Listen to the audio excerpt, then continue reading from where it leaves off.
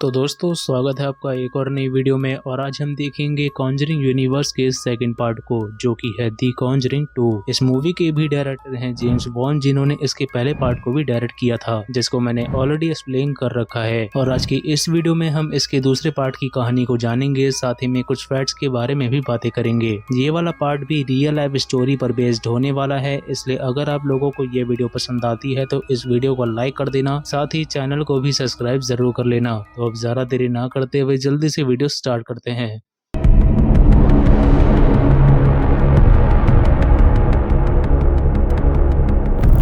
तो मूवी की शुरुआत होती है एड और लॉरिन को दिखाते हुए, जहां दोनों मिलके एमिटिविल हाउस का केस हैंडल कर रहे थे, जिसमें एक आदमी ने अपने पूरे परिवार वालों को गन से शूट करके मार डाला था। मगर जब उस आदमी को कोर्ट में ले जाया गया तब उसका कहना था कि ये सब कुछ उससे एक डीमन ने करवाया है। इस बात में कितनी सच्चाई है, यही जानने के लिए ये दोनों यहाँ पर आए हैं। इन्वेस्टिगेशन के दौरान लॉरिन को एक विजन आता है, जिसमें वेलक यानी कि नन की आत्मा उसको हॉन्ट करती है, जो कि उसको एड के मरने का विजन भी दिखाती है। इसके बाद हम देखते हैं हॉडसन फैमिली को, जिसमें है 4 बच्चे, जेनेट, मार्गरेट, बिली, जॉनी और इनकी माँ पैगी। इनके पिता इनको काफी टाइम पहले छोड़ के चले गए थे और पिछले 3 महीनों से उन्होंने इनके देखभाल के पैसे भी नहीं भिजवाए, जिस कारण पैगी को फाइनेंशियली काफी दिक्कतें झेलनी पड़ती हैं। वहीं दूसरी तरफ जेनेट ने भी एक ओइजा बोर्ड बनाया था, जिसकी मदद से वो इस घर की आत्माओं से कांटेक्ट करने की कोशिश करती है, लेकिन बदले में उसको कोई भी जवाब नहीं आता। अब ये लोग सोने जाते हैं, जहाँ उसी रात जेनेट की आँख खुलती है, मगर वो खुद को अपने कमरे में नहीं बल्कि नीचे हॉल में पाती है, जो कि काफी अजीब था। अब इसके अगले दिन हम वापस से एड और लॉरिन को देखते हैं, जहां वो एमिटिविल केस के ऊपर इंटरव्यू दे रहे थे, लेकिन इस इंटरव्यू में एक डॉक्टर भी था जो कि इस पूरे केस को फेक बता रहा था। और लॉरिन को जब विजन्स आते हैं वो भी इसके हिसाब से बस एक ढोंग है। और वैसे भी ऐसी मूवीज के अंदर एक दो बेवकूफ तो निकलते ही हैं, जो कि हर चीज को फेक मानते हैं। खैर यहाँ पे एड और उस डॉक्टर की आपस में बहस हो जाती है, इसलिए इंटरव्यू को वहीं पर एंड करना पड़ता है। इसके बाद हम सीधा रात का सीन देखते हैं, जहां बिल्ली आधी रात में पानी पीने के लिए अपने किचन में जाता है, और किचन के बाहर एक झूला भी था जो कि अपने आप ही हिल रहा था। ठीक इसी के ऊपर वाले कमरे में जेनेट भी सोई हुई थी, जो कि नींद में ही किसी से बातें करने लगती है। वो उससे कहती है कि तुम यहाँ से चले जाओ। फिर अगले ही पल वो आवाज बदल के खुद को रिप्लाई देती है कि ये मेरा घर है। ये सब कुछ उसकी बहन मार्गरेट भी देख रही होती है, जो कि जेनेट को वापस से सुला देती है। इधर बिली भी वापस से सोने जा रहा था, लेकिन उसको उसके टेंट में से कुछ आवाज आती है और उसका टॉय ट्रक भी अपने आप ही उसके पास चलता हुआ आ जाता है। उसको लगता है कि उसके टेंट में कोई तो जरूर है, इसलिए वो डरते हुए तुरंत अपनी माँ के पास जाता है। पैगी उसके टेंट को चेक करती है, लेकिन उसमें उसको कोई नहीं दिखता। फिर उसको नीचे हॉल में से कुछ आवाज आती है, जहां चेक करने पर उसको जेनेट सोफे पे बैठे हुए मिलती है। जेनेट को फीवर भी हो चुका था, इसलिए पैगी उसको अगले दिन स्कूल ना जाने के लिए बोलती है। अब इसकी अगली सुबह सब अपने अपने काम पे निकल जाते हैं, लेकिन जेनेट अपने घर पे ही आराम कर रही होती है। वो टीवी पर एक फनी शो देख रही थी, लेकिन अचानक से ही वो चैनल चेंज हो जाता है। साथ ही में टीवी का रिमोट भी कहीं पर गायब हो जाता है। तभी उसको उसकी माँ का कॉल आता है, जहां बात करते हुए जेनेट को वो रिमोट सोफे के ऊपर रखा हुआ मिलता है, जो कि काफी ज्यादा अजीब था, क्योंकि वो रिमोट उसने तो वहां पर रखा ही नहीं था। फिर वो वहां पर कैसे आया? कॉल कट करके वो वापस से अपना शो देखने लगती है, लेकिन टीवी के सिग्नल चले जाते हैं, जिस कारण उसको टीवी में एक बूढ़े आदमी की आत्मा दिखाई देती है, जो कि उसी सोफे पे बैठा हुआ था। तभी वो आदमी उसके पीछे से आ जाता है और चिल्लाते हुए बोलता है कि ये मेरा घर है, जिस कारण जेनेट बहुत ज्यादा डर जाती है और बेहोश भी हो जाती है। अब इसके अगले दिन हम एड को देखते हैं, जो कि पेंटिंग कर रहा होता है। उसका कहना था कि उसने अपने सपने में कुछ देखा है और उसी को वो पेंट कर रहा है। लॉरिन के चेक करने पर वो देखती है कि एड ने उसी डीमन को पेंट किया है। उस डीमन को देखकर लॉरिन को टेंशन होने लगती है, इसलिए वो एड से कहती है कि अभी कुछ दिनों के लिए हम ये काम नहीं करेंगे, जो भी हम घोस्ट वगैरह को भगाने का काम करते हैं वो सब, जिसके लिए एड मान भी जाता है। और यहीं पर हम इनके पीछे वेलक का नाम भी देख पाते हैं। खैर अब हम वापस से जेनेट को देखते हैं, जो कि सोने जा रही होती है। उसने अपना हाथ अपने बेड से बांध दिया था, ताकि वो फिर से आधी रात में उठ के अपने हॉल में ना चली जाए, लेकिन तभी आधी रात में अचानक से ही वो अपने बेड से नीचे गिर जाती है, और तभी कोई उसके रूम का डोर भी नॉक करता है, मगर चेक करने पर उसको वहाँ पर कोई नहीं दिखता। फिर वो नीचे हॉल में जाती है, जहाँ वो सोफा अपने आप ही हिलने लगता है, जिससे डर के जेनेट अपने कमरे में भाग के जाती है। वो डर के मारे ब्लैंकेट के नीचे छिपी हुई थी, लेकिन तभी कोई उसके कंधे पे काट लेता है। है जिसके निशान इंसानों जैसे थे।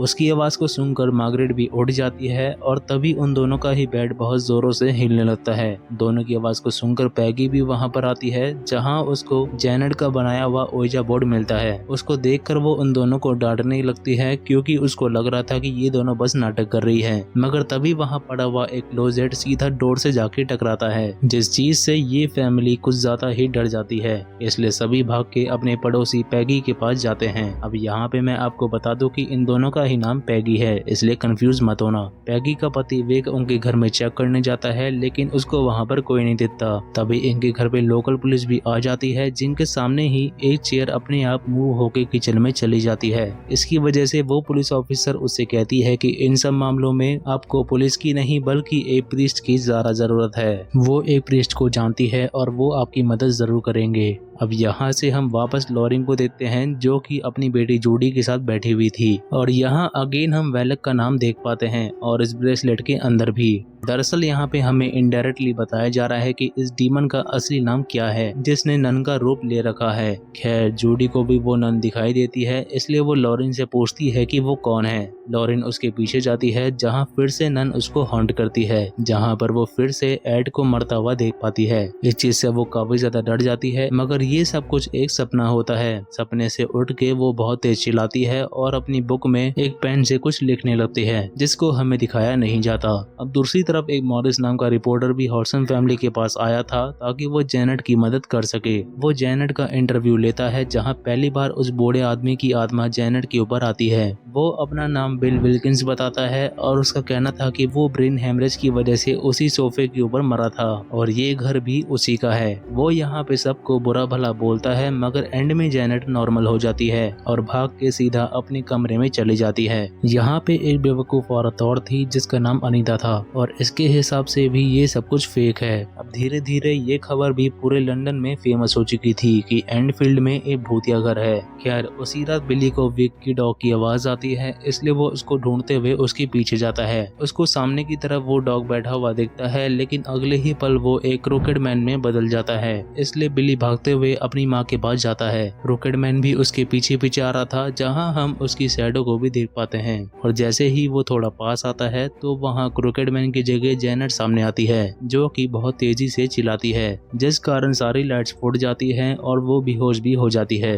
और दूसरी तरफ एड और लॉरिन फादर गॉर्डन से मिलते हैं जो कि इन दोनों को जेनेट की मदद करने के लिए भेजते हैं। मगर यहाँ आने से पहले लॉरिन ने एड को बताया था कि जिस नन की पेंटिंग उसने बनाई है उसी नन को उसने अमेटिविल हाउस में भी देखा था और आज से 8 साल पहले भी मॉरिस का एक्सोर्सिज्म करते टाइम वो नन उसको दिखाई दी थी जहां उसने एड को मरते हुए देखा था और यही रीजन है कि उसने खुद को 8 दिनों के लिए कमरे में लॉक कर लिया था। अब अगर आप लोगों ने इससे पहले वाला पार्ट देखा है तो आपको पता होगा कि मैं किस बारे में बात कर रहा हूँ। खैर अब ये दोनों जेनेट के घर पे पहुंचते हैं और सबसे पहले जेनेट का इंटरव्यू लेते हैं जिसमें वो बिल की आत्मा से बात करने की कोशिश करते हैं। साथ ही में वो लोग जेनेट के मुंह में पानी डालते हैं ताकि उनको पता चल सके कि जेनेट खुद से ये सारी आवाजें नहीं निकाल रही। जेनेट उनसे कहती है कि अगर आप लोग ऐसे ही उसको घूरते रहोगे तो वो आत्मा आपसे बात नहीं करेगी। इसलिए सभी दूसरी तरफ घूम के बैठ जाते हैं।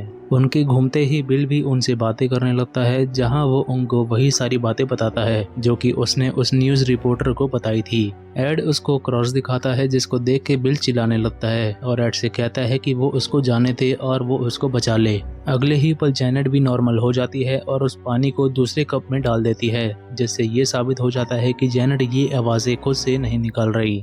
अब रात को सोते वक्त लॉरिन एड से कहती है कि उसको यहाँ पे किसी भी बुरी आत्मा के होने का एहसास नहीं हो रहा। अगले ही पल हम जेनेट को देखते हैं जो कि खुद को छत पे लटका हुआ पाती है और नीचे की तरफ उसको बिल की आत्मा बैठी हुई मिलती है। वो उसको ऊपर खींचता है जिससे जेनेट अपने कमरे में वापस आती है। वहाँ पर लगे हुए सभी क्रॉस अपने आप ही उल्टे हो जाते हैं और तभी बिल भी उस पर अटैक करता है जिसकी आवाज को सुन के पैगी वहाँ पे भाग के आती है। उसको वहाँ पर बिल दिखाई भी देता है लेकिन एड के वहाँ आने से पहले ही बिल वहाँ से जा चुका था। सभी जैनेट को जाके बचाते हैं और लॉरेन को एक क्रॉस हिलता हुआ भी दिखाई देता है। इनको जैनेट और उसकी फैमिली पे यकीन हो गया था, लेकिन इनके पास अब भी कोई पक्के सबूत नहीं थे और अनीता अब भी इन सब चीजों को फेक बता रही होती है। अब इस औरत का मुंह बंद करने के लिए और सबूत इकट्ठा करने के लिए ये लोग पैगी के घर में कैमरास लगाते हैं। अब नेक्स्ट सीन में हम एड को देखते हैं जो कि पैगी का वॉशिंग मशीन ठीक करने के लिए नीचे बेसमेंट में जाता है।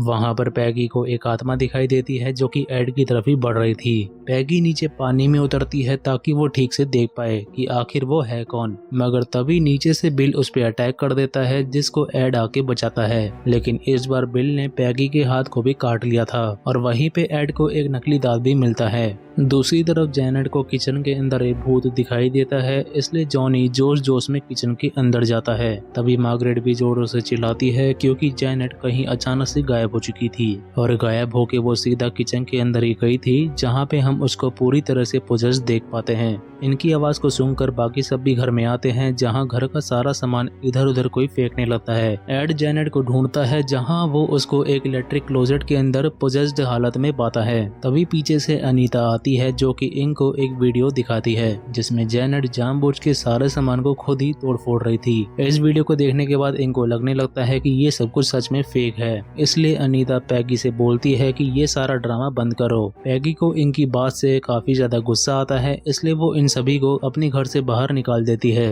अब एड और लॉरेन भी अपने घर के लिए निकलते हैं, लेकिन ट्रेन के अंदर उनकी रिकॉर्डिंग टेप्स नीचे गिर जाती है, जिसको देख के एड उन टेप्स को फिर से सुनता है, मगर इस बार वो 2 टेप्स को एक साथ चलाता है जहां वो बिल की आवाज को सुन पाते हैं, जहां वो बोल रहा होता है कि वो उसकी मदद करे और वो उसको जाने नहीं देगी। तभी लॉरेन को फिर से एक विजन आता है जिसमें वो बिल की आत्मा से कांटेक्ट कर पाती है। बिल के पीछे वो उस डीमन नन को देखती है, जिसको देख के लॉरेन को सारा खेल समझ में आ जाता है। दरअसल बिल तो बस एक बहाना है, बल्कि असलियत में तो वो डीमन नन बिल की मदद से इस फैमिली को परेशान करवा रही है ताकि वो लॉरेन का भरोसा तोड़ सके एड की जान लेकर। वरना बिल की आत्मा को तो बस अपनी पुरानी फैमिली से मिलना था, उसको जैनेट की फैमिली से कोई भी दिक्कत नहीं थी और लॉरेन को उसी डीमन की वजह से किसी और दूसरी आत्मा के होने का एहसास नहीं हो रहा था। बिल की आत्मा ने ही जैनेट से बोला था कि वो जानबूझकर उसी कमरे में सामान पटके जहां पहले से कैमरा लगा हुआ है ताकि उस चीज को देख के ये सब कुछ फेक समझे और उस घर से चले जाएं। और ऐसा हुआ भी क्योंकि सभी लोग उस घर से चले गए। बिल की आत्मा लॉरेन को घर से बाहर ले जाना चाहती थी ताकि वो उसको सब कुछ बता सके। उस घर में बिल ने लॉरेन को कुछ भी फील नहीं होने दिया क्योंकि डीमन नन उसको ऐसा करने दे ही नहीं रही थी। इन शॉर्ट बिल की आत्मा तो बस इनकी मदद कर रही है इस डीमन को हराने में। खैर ये सभी पैगी के घर पे पहुंचते हैं जहां जैनेट घर में लॉक हो चुकी थी। तभी वहां पे बिजली गिरती है जिससे एक पेड़ कट जाता है और उसका एंड पॉइंट बिल्कुल शार्प हो चुका था। लॉरेन उस कटे हुए पेड़ को देख के समझ जाती है कि वो आत्मा आखिर करना क्या चाहती है, क्योंकि ऐसी ही चीज उसने अपने विजन में एड के शरीर के आर पार होती हुई देखी थी। इधर एड भी बेसमेंट के जरिए घर के अंदर पहुंच चुका था, लेकिन तभी एक पानी का नल वो आत्मा तोड़ देती है जिससे एड की आंखें थोड़ी डैमेज हो जाती हैं। एड को सब कुछ धुंधला दिख रहा था और क्रिकेट मैन भी उसके ऊपर अटैक कर देता है, मगर आखिर में एड जैनेट के कमरे में पहुंच ही जाता है। जैनेट अपनी खिड़की से कूदने ही वाली थी, लेकिन एड उसको पकड़ लेता है और दूसरे हाथ से एड ने उस कर्टेन को पकड़ा हुआ था जो कि लगभग टूटने ही वाला था, और अगर ये कर्टेन टूट जाता तो ये दोनों सीधा उसी कटे हुए पेड़ के ऊपर गिर जाते।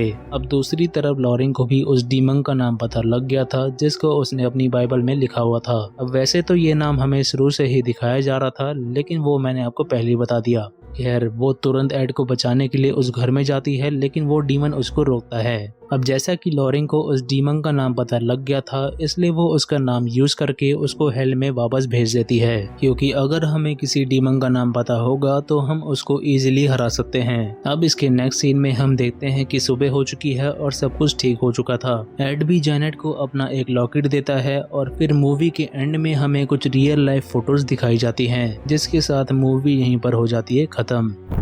तो दोस्तों ये थी दी कॉन्जरिंग 2 मूवी की पूरी कहानी। उम्मीद है आप लोगों को ये पसंद आई होगी। तो अब बात करते हैं इस मूवी के कुछ फैक्ट्स के बारे में। इस मूवी का बजट था $40 मिलियन, जिसके बदले में इस मूवी ने कमाए पूरे $320 मिलियन। और ये मूवी इस पूरी फ्रेंचाइजी की सबसे ज्यादा पैसा कमाने वाली मूवी है। इस मूवी की शूटिंग जब शुरू हुई थी तब एक असली प्रीस्ट को बुलाया गया था ताकि वो इस पूरे सेट को ब्लेस कर सके। जिस कमरे में लॉरेन को उस नन ने हॉन्ट किया था, तब उस कमरे में दी कॉन्जरिंग 1 वाले घर की पेंटिंग भी रखी हुई थी। इस मूवी के अंदर जो क्रोकेट मैन दिखाया गया है, इसके ऊपर एक पूरी सेपरेट मूवी आने वाली थी, मगर बाद में उसको कैंसिल कर दिया गया। इस मूवी के अंदर जेनेट खुद को बेड से बांध लेती थी ताकि वो कहीं और ना पहुंच जाए। इसका एक रीजन ये भी हो सकता है कि जेनेट भी दूसरी दुनिया में ट्रैवल कर सकती है, बिल्कुल जॉश लैम्बर्ट के जैसे, जिसको हमने इंसिडियस मूवी में देखा था। जॉश का कैरेक्टर और एड का कैरेक्टर दोनों को ही पैट्रिक विल्सन ने किया था और इन दोनों ही मूवी को जेम्स बॉन्ड ने ही डायरेक्ट किया है, तो इस बात के हाई चांसेस हो सकते हैं, लेकिन ऐसा सिर्फ मेरा मानना है। आप लोग क्या सोचते हो इसके बारे में कमेंट करके जरूर बताना। बाकी अगर ये वीडियो आपको पसंद आई है तो इसे एक लाइक कर देना और इस फ्रेंचाइज के आने वाले पार्ट्स को मिस ना कर दो, इसलिए चैनल को भी सब्सक्राइब जरूर कर लेना। मैं मिलता हूँ आप लोगों से अगली वीडियो में, तब तक के लिए thanks for watching and take care.